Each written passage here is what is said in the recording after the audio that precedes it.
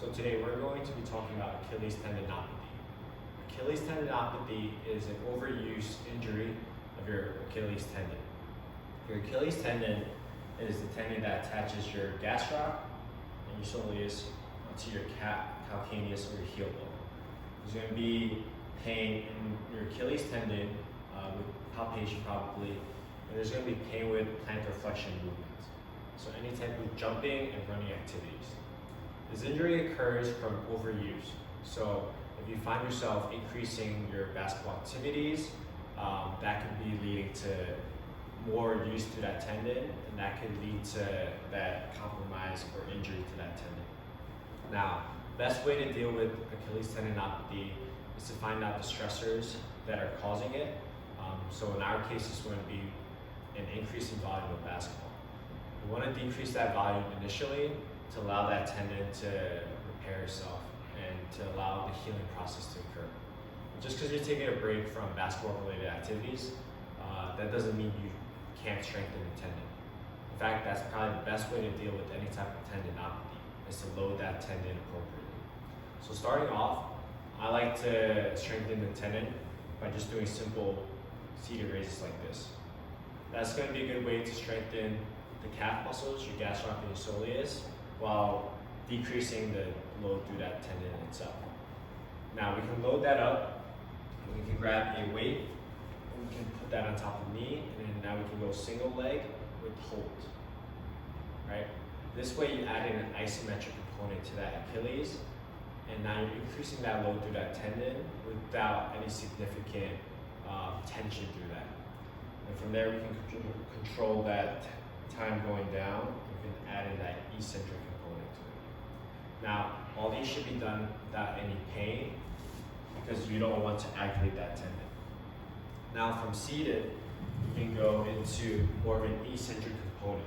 So we can go against the wall, and we can add in an eccentric component to that. So we can go up with two, and then we'll stand on that injured side, and then slowly lower down. So we're going up with two, standing on one, and then slowly lowering down. Now, the idea with this is, again, to add in that eccentric component to the Achilles. You want to gradually increase the load through that tendon without causing any excessive load on it. Now, as that gets easier, increase the reps and the sets. And then from there, we can go into a lunge, into a calf raise like this. Now, this is going to be more of a sport-specific movement, because we're going into a lunge, into a push-off position. So now we're preparing the body to go back to running and jumping activities. So again, with this, the idea is to really target the soleus while keeping that balance in the Achilles and just working back. And then last thing before returning to any type of basketball-related injuries is to slowly improve the plyometric progression. So once all that is done pain-free and you notice good strength, you can add in some hops. Right? This is probably the best way that we can really load that tendon. So now we're getting back into that loading of that tendon without causing excessive load on it. Now doing this, I like to go for time. So go for 30-second bouts for 3 sets, and then see how that feels on Achilles tendon.